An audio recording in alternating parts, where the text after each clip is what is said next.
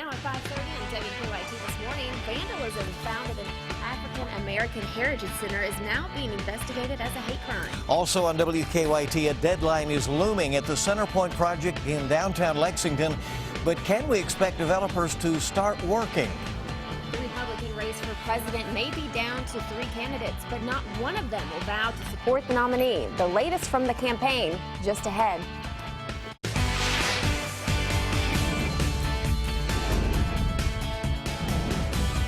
This is WKYT This Morning. Good morning. It's so good you could start your Wednesday off with us on WKYT. I'm Bill Bryant. And I'm Michelle Chamberlain, and it would help if I turned on my mic. So sometimes I think we've got it going, right? We do. And we're going to have a beautiful day today, it sounds like. That's ahead of some changes for tomorrow, and then it kind of gets, off track here for a little while. But let's check in with meteorologist Micah Harris. Good morning. Hey, good morning. Yeah, we're looking out and about and seeing those chilly temperatures this morning. But this afternoon is going to be totally different than what we have felt the past couple of days. We're 39 now in Frankfort, the capital city, 46 in Corbin. All depends on where you are.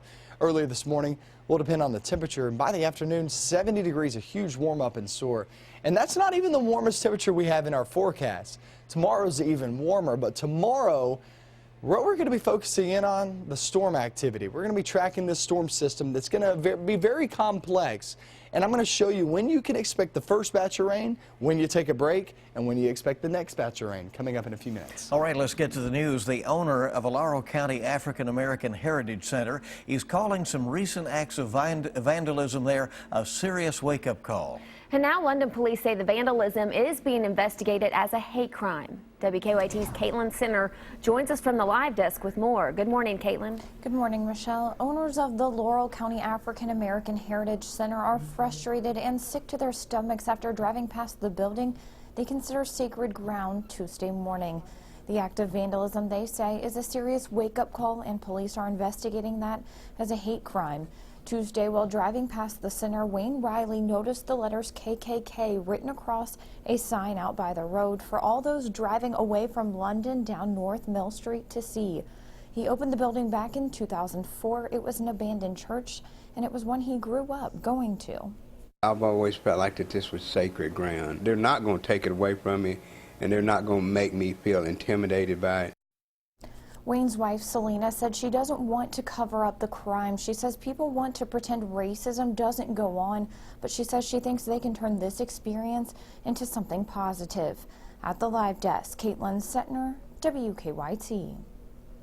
Thank you, Caitlin. Now, this has been a topic of discussion for years, but we could soon see new developments in the Centerpoint project. A deadline put in place by the city of Lexington is set to expire today. They threaten to fill it in. But developers say we can expect the work to begin as early as this morning. WKYT's Mike Byer is joining us live with the details on this. Mike? Good morning, Bill. Today we could see major progress in the Centerpoint project. Developer Dudley Webb says he expects concrete to be poured today. This according to our partners, the Lexington Herald Leader. Now, today is also the deadline set by the city of Lexington for work to begin on the project. A letter dated on February 19th to Maxim Crane in Bridgeville, Pennsylvania. Attorney Mason Miller warns the company that if no work on the 3-level parking garage is not resumed by today, the city will exercise its right to complete the restoration work, fill in the site, and return the property to its pre-evacuation condition. This letter came nearly 2 weeks after the developers decided to back out of the project.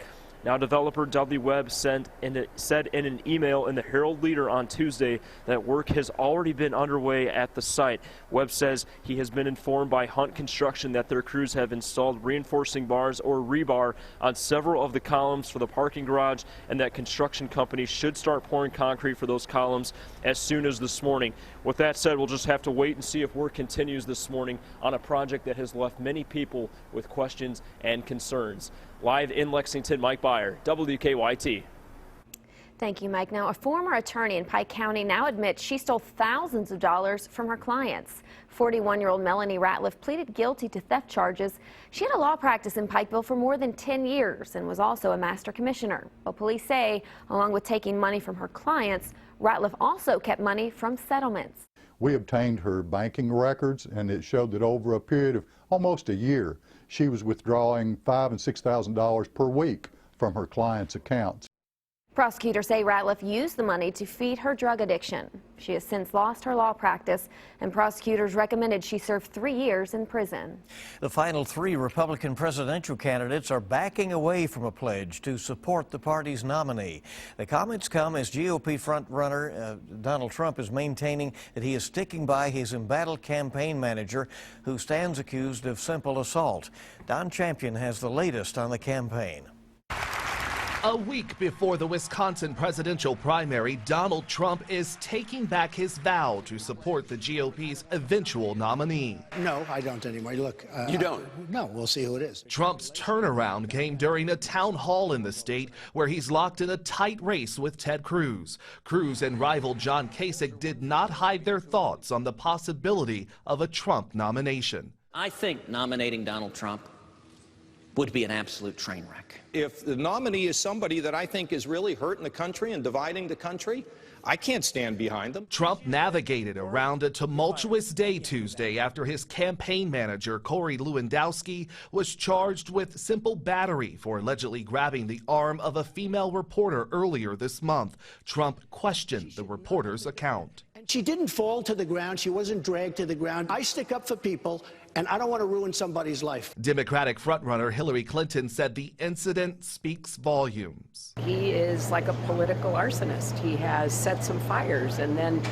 people have acted in ways that I think are deplorable. Her rival Bernie Sanders is making a hard play for Wisconsin's 96 delegates. The 2 candidates also agreed on another debate next month ahead of the New York primary. Don Champion, CBS News.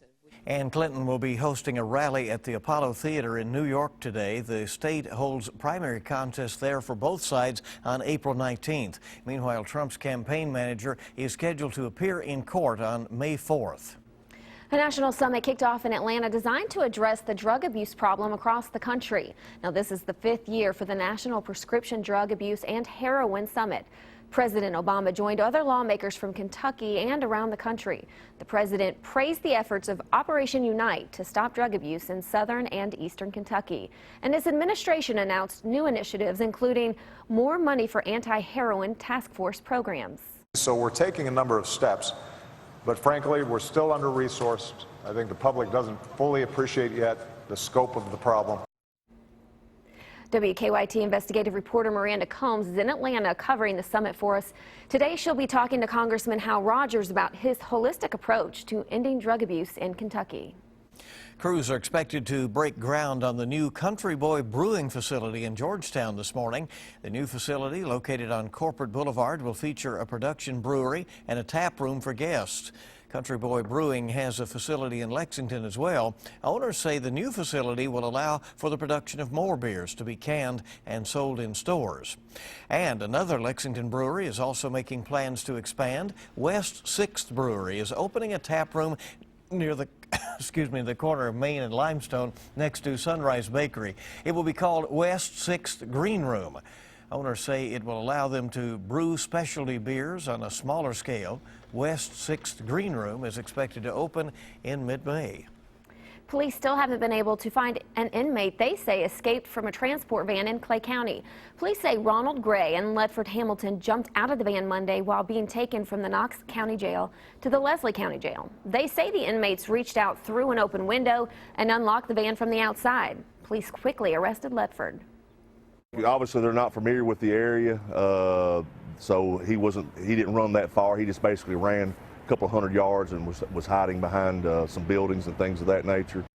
Police say Gray wasn't around when they arrested Hamilton. Gray faces robbery, assault, and drug charges from a home invasion in January. The Leslie County jailer says both deputies in the transport van were fired because he says they did not meet his standards and expectations. Investigators say they have obtained some new evidence in the cold case of a missing Boyle County woman. The Boyle County Sheriff's Office says Anna Manning has been missing since November of 1992. But last month, the case was reopened after evidence was found concerning her disappearance. Investigators say that evidence led them to a residence that belongs to the father of Manning's estranged husband. Yesterday, several law enforcement agencies spent the day at that residence. And after digging up a lot of the property, the sheriff's office tells us new evidence was recovered. We have recovered some evidence. The FBI has some of that. And as you can see, we've recovered several guns that we have to work with to find if it is stolen.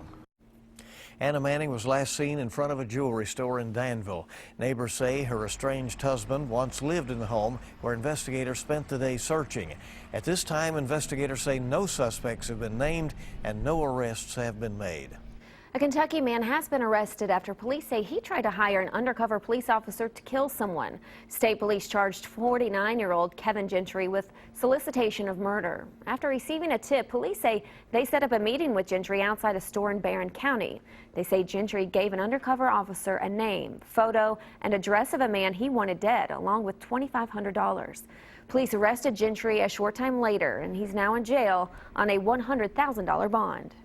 The emergency management director of a Floyd County town is facing drug charges this morning. State police say Christopher Rudder was in a car matching the description of one seen during a drug buy. They say Rudder admitted taking another man somewhere and they knew that that man bought drugs. Police say they also found a prescription pill in the car.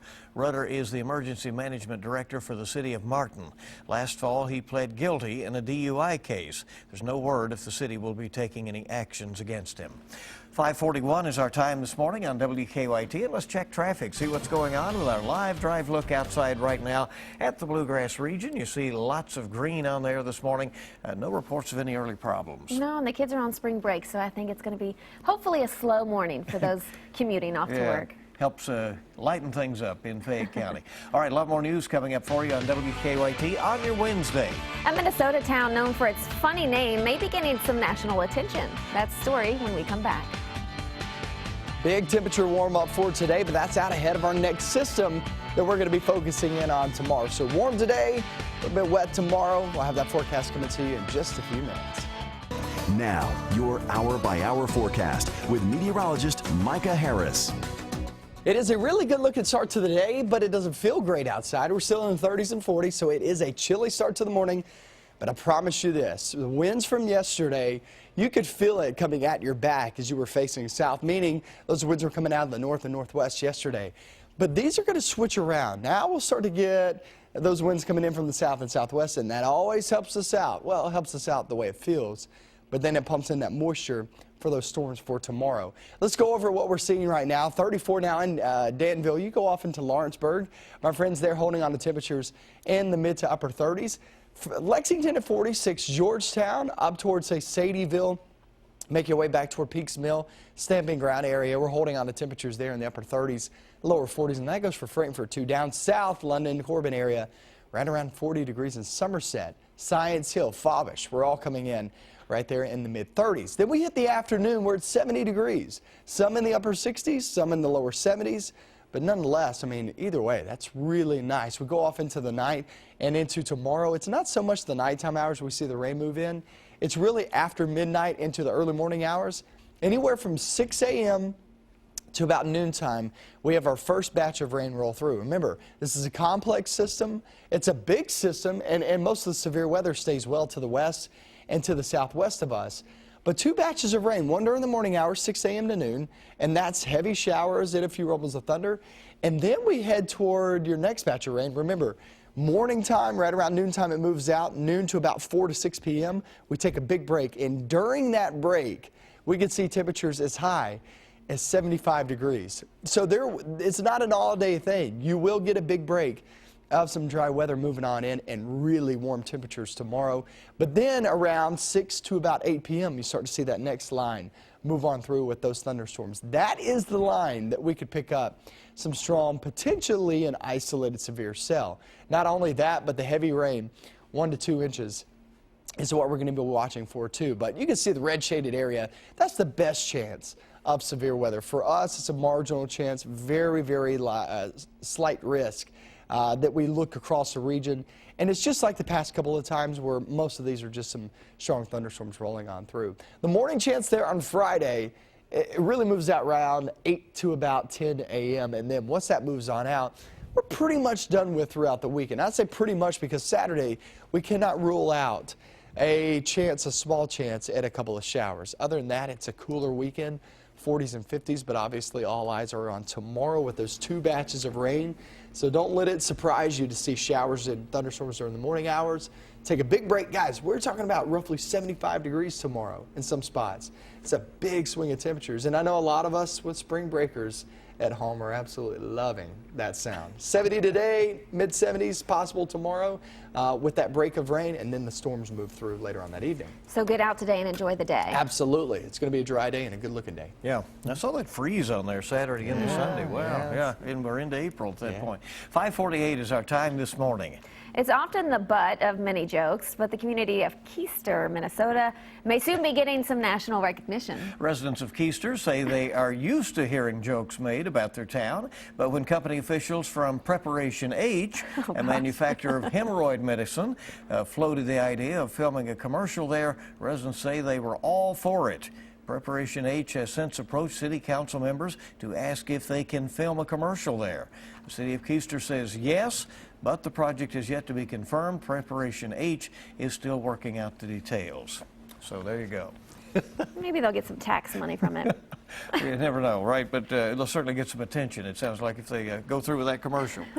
Should be interesting. So coming up, you'll get the stories making news at this hour. We'll be checking traffic again, see how things are moving along. We have health news and what's hot on the web and social media. Hey, it's good to have you with us here on WKYT This Morning. Good morning. Welcome back into WKYT This Morning. It's Wednesday, March 30th, and we're glad you're along with us. One more day till April. Can you believe it? Right. Well, one more day. Right. Yeah. Well, so Friday 2 more days, will be yeah. April. Yeah. I'm getting ahead of myself. 5:52 the time this morning. So let's take a look at some of the stories we're working on at this hour. It has been the topic of discussion, even a few lawsuits for years. We could see work start on the Centerpoint project as early as this morning, according to the developers. A deadline put in place by the city of Lexington expires today. And the city says if developers don't begin their work today, the plan is to fill in the hole. And an investigation is underway into vandalism in southern Kentucky. Someone spray painted on the Laurel County African American Heritage Center. Authorities say it's now being investigated as a hate crime. City leaders in Atlanta are asking the NBA to take a stand against the state of North Carolina in the wake of its law limiting LGBT protections. Now, they want the NBA to hold the 2017 All-Star Game in Atlanta instead of Charlotte, saying the new law is discriminatory. They signed last week. The law requires people to use multi-stall bathrooms that match their birth certificates, even if they are transgender. A new poll shows families where someone is pregnant or considering getting pregnant in the next year, they don't know some key facts that they should know about the Zika virus. Almost a quarter of those surveyed don't know the connection between the virus and a birth defect. About 20% incorrectly believe there is a vaccine to protect against the virus. And 40% of those polled believe the virus could harm future pregnancies, a belief disputed by the Centers for Disease Control and Prevention. And smoking changes the bacterial balance in the mouth. Researchers say that could lead to diseases in the mouth and the gut. They also found that the bacterial balance bounces back after people quit smoking. So let's get a check today, right now, at today's traffic trouble spots with live drive traffic. Not much to say out there. Everything's green and looking good. I'm sure that'll pick up here in about an hour or so. But as of now, if you're about to head out the door, it's looking pretty good out there. And let's check with Bill to see what's happening on the net. Well, on WKYT.com, you'll find all the latest. Of course, we're tracking this potential for storms tomorrow. Could be interesting. And also right now, this overnight stabbing outside a bar on Limestone Street. The victim is now at UK Hospital, and police are looking for the stabber at this hour. Our most viewed story at the moment, the new twists in a 24-year-old cold case in Boyle County. Authorities now have a search warrant as they look for evidence in the disappearance of Anna Lee Manning that happened back in 1992. Also trending, the Kentucky budget battle. Democrats won't agree to the latest proposal from Republicans because it includes cuts to higher education. Democrats say that would just lead to higher tuition for students at universities and colleges. Republicans want to shift the money over to the pension shortfalls. We have a great story that'll put a smile on your face. A 30-year search for a class ring with all sorts of twists and turns after it was found on a football field in the late 1980s. See the happy way the story ends on WKYT.com if you get a chance to check that out today. Kentucky.com reporting on the developers of Center Point saying concrete could be poured as early as today. It comes on the day of that deadline set by the city to have something happen at the infamous hole in the middle of town. Otherwise, the city's directive calls for it to all be filled in. So we're going to very closely watch that story this morning. And CBS This Morning is coming up at 7 with your eye opener, and we'll have local updates. Join us on Facebook, follow us on Twitter or Instagram, and for the latest news anytime, WKYT.com. Got a big system back toward the west, and what that's doing right now, it's obviously not that impressive. Just a lot of cloud cover, a few showers to the upper Midwest. But all that's doing is just funneling in a lot of that warm air. So it's switching these winds around. Yes, it's in the 30s and 40s this morning, but once we hit the afternoon, it's going to be absolutely different. We're at 70 degrees later on today, a huge warm up in the forecast. Right around noontime, we're talking 63 degrees, and then you can see 70 degrees right around 4 to 5 p.m. It looks good today. Pretty boring weather in the forecast for today, but let me tell you this. We get off towards tomorrow.